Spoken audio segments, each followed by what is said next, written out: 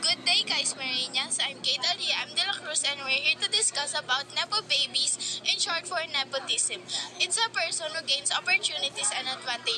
The term Nepo baby, described from the word nepotism, is used to describe individuals who benefits from family connections in gaining opportunities, particularly in industries such as entertainment, politics, sports, and business.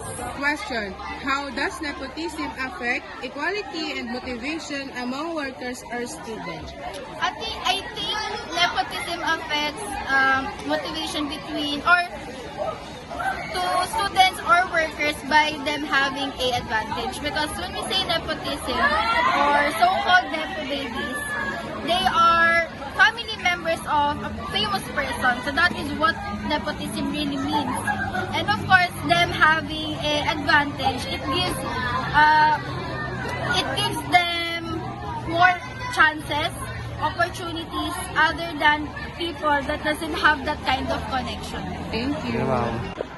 How does nepotism affect equality and motivation among students?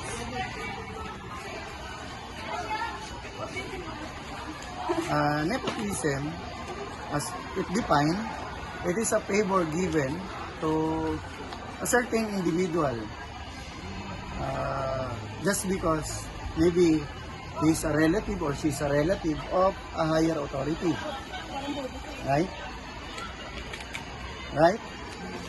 But in the field of studies, in the field of teaching, teacher and student, when it comes to a family bond, teachers must remain neutral. Teachers must remain fair in giving grades, whether it is a member of a family or member among their group or clan. So teachers remain fair in giving grades to their students. Babies refers to a person who benefits from family connections and also has an outgoing, confident, and sociable personality. Again, I'm Kate Alia M. De La Cruz, and thank you for your patience and time.